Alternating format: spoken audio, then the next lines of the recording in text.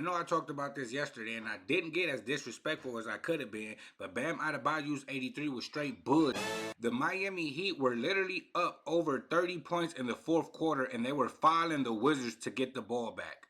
Talk about stat padding. As an NBA fan, how are you okay with that? As a basketball fan, how are you okay with that? I understand chasing a record within the realms of the game, but when you have to manipulate the game to get the record, that's you don't really have the record. Not to me. I mean, of course you really have the record, but are you actually proud of it?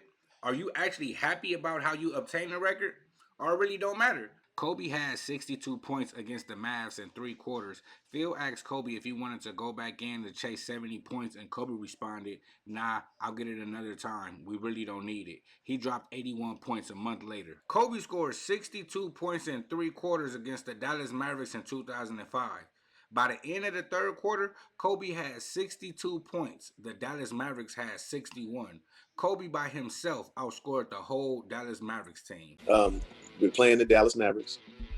I can't even remember what year it was now, but at the end of the third quarter, Kobe had 62 and the Dallas Mavericks had 61. And we were up, I think, 30 or 33 points, something like that. And it was a timeout. And it was in between the third and fourth quarter. And Phil Jackson asked me to go ask Kobe if he wanted to start out the fourth quarter and see if he, to try and get 70 points. And so I walked over out of the coach's huddle and asked him.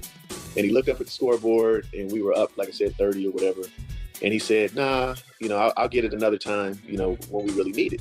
So I got kind of pissed off. I was like, "Look, man, not too many people can say that they scored 70 points against another team. You got a chance to score 70. Man, you got to play." He was like, he looked at the scoreboard again. "Nah, we're up 30. We don't need it right now. So I'll do it another time." So I went back over to Phil. I said, he doesn't want to go back in. Well, about 3 or 4 weeks later, we're playing Toronto in LA, and they're beating us for the majority of the game.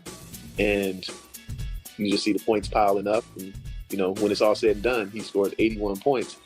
It was plenty times Kobe could have stat padded, but that wasn't what it was about. It was about winning championships. It was about getting the victory. There's games where Kobe had 44 points by halftime. There's games where Kobe made over 10 threes. Kobe just didn't care about stat padding. That wasn't what he was about. Kobe could have scored more than 81 points if he wanted to. That just wasn't what it was about. But that's what makes this so egregious, because it didn't happen in the flow of the game. That's why when I say I thought Luka would have got it, or I thought Shea would have got it, or Devin Booker, a high volume score, Bam Adebayo might score 15 points the next game. 15 points. I think Bam Adebayo career average is 15 points. And for the people saying you can't blame Adebayo, yes, you can blame Adebayo. In fact, you blame Adebayo the most. Because there's something called respecting the game. There's something called respecting the greats, respecting their legacy. Now, like I said, if he was getting it within the flow of the game, okay. If he was getting it with integrity, okay. But if you see your team out there filing the other team to get the ball back so you can score, the game is out of reach. Y'all up over 25 points, and they filing the other team so you can get the ball back and score more points. You should think for yourself, like, nah, this ain't right. Nah, I can't get the record like this, or I can't beat Kobe record like this. Nah, this ain't right. You should have stepped up, or somebody should have told him. Eric Spoelstra should have told him. Pat Riley should have told him. Matter of fact, we need to take Pat Riley statue down. Bam was frying the Wizards. N-words ain't hating on that. They're hating on the fact that the Heat was fouling intentionally while up 30 to get this man the ball. That's corny shit, dog. Two things can be true. And that's exactly my point. We're not mad that the record has been broke. We're not mad that someone has more points than Kobe. That's not the point is how it happened. The point is how it happened, and a little bit who broke it, because what Bam Adebayo, you feel what I'm saying? But that's not the point, the major point. The point is how it happened. We not mad that the record was being broke, bro. Like, we not mad at that. You know what I'm saying? It's how the record being broke. Y'all up over 30 points, and y'all intentionally filing to get the ball back, and that's cool. That's cool. A center shot 7 for 22 from the three in an NBA game. The NBA is literally turning into the Harlem Globetrotters before our eyes. It's literally just a circus out there. It's literally just a circus out there. Just shooting a bunch of threes, jacking up. It's like no one has a role no more. No one is calling plays no more. There's no defense being played no more. It's literally just a circus out there. Bam Adebayo is shooting 32% from three-point line. Bam Adebayo is a center that's shooting 32% from the three-point line, and he shot 22 threes. He was shooting contested threes being triple teamed, and the coach was allowed, and they're up by 25-30. They're up by 25-30. Their center, who shoot 32% from the three-point line, is shooting contested threes from the three-point line. That just don't make no sense, bro. Bam Adebayo scored 83. That's cool. But if you watch the fourth quarter of that game and you have no problem with it, your Kobe hate has surpassed your love of the game. That is a flat out fact. If you watch the fourth quarter of that game and you're okay with it, you don't love the game. You don't that it's like watching something you love just being destroyed. Imagine if you're in love with a pretty girl. You're in love with a pretty girl, and she just become a dope fiend. She just become on drugs, and you're just watching her demise. You're watching her fall apart, and you start to feel some type of way about it. Like your feelings get hurt. Like you start to get disgusted. You start to get mad, and people start telling you that something wrong with you for not just accepting her how she is. Something wrong with you for not just loving it the way it's coming. Nah, it used to be better. She used to be pretty. She used to take care of herself. She used to smell good. All that. Now, man, I can barely even look at her now. I can barely even look at her now. So if Bam scoring 83 makes him better than Kobe, how many people better than LeBron? LeBron James fans be killing me. If Bam Adebayo scoring 83 points ruins Kobe legacy, how many people done ruin LeBron legacy?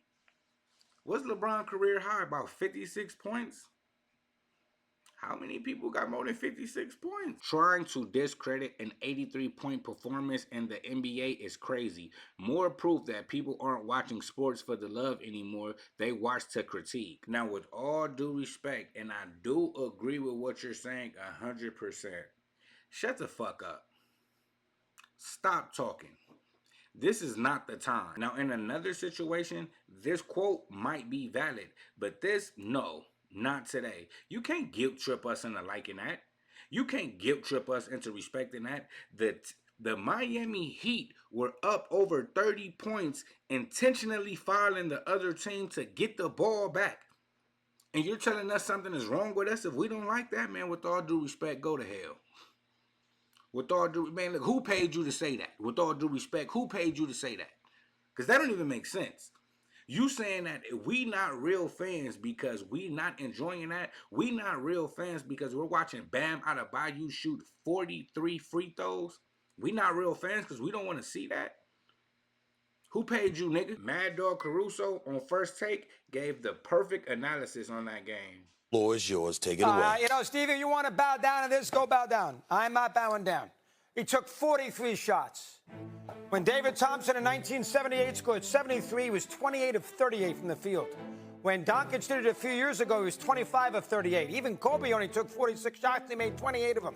He took 43 shots, under 50%, which there's 9 guys, Wilt did it 5 times. There's 9 guys over 70. He's by far the worst shooting percentage. 22 threes. 22 threes in the game? He's a 7-footer. I know everybody shoots threes. 22. But here's the worst thing. Well, first off, what Spoelstra did with the shenanigans of the game is a complete disgrace. And there's always some example of that. Wilt had some shenanigans with him in 62. I understand there's always a little fooling around with the game. But the Heat fouling the Wizards right away to stop the clock. I mean, really? When you're up by 40? And the third thing is, he took 43 free throws in the game. 43 free throws.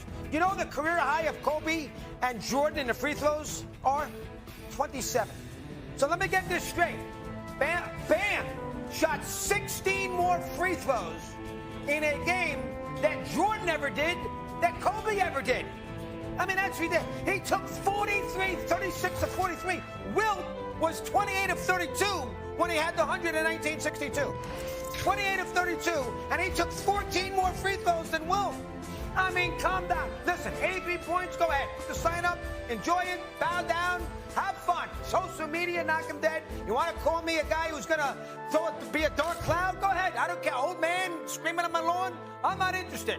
But when you shoot 43 times and shoot less than 50%, when you shoot 43 free throws, and you go 7 for 22 from 3 against a horrendous team, and you're in the game in the last 5 minutes, and Spoelstra's fouling the Wizards to get more possession so he can score 83 points, that's not the way it should be. And I'll tell you right now, he'd never admit it. I bet you Pat Riley feels the same way. I couldn't have said it better myself. This situation is a black eye on the NBA. I ain't gonna lie. It's a black eye on the NBA, but it's also a culmination of everything that has been going on. The inflation of points, the lack of defense. You got players averaging 25 and 26 points that you never even heard of. It used to be Tim Duncan only averaged 25 points one time in his career. You got all-time greats that never averaged, MVPs. Players that led the league in scoring. But you have a random player on the Brooklyn Nets averaging 27 points. Like, it's crazy nowadays. It's crazy. That's why I said, like, if you was to take Kobe, like I said, Kobe scored 81 points when the league average was 97. If you put Kobe in today's game, that 81 points is like 95. Just do the math. You ain't got to believe me. Today's NBA, they're averaging 115 to 118 points a game. When Kobe had 81 points, the league was averaging 97 points a game. You do the math. You don't got to listen to me, man. But I thank y'all for sitting here and venting with me again. I am Maker, and I'm up out of here.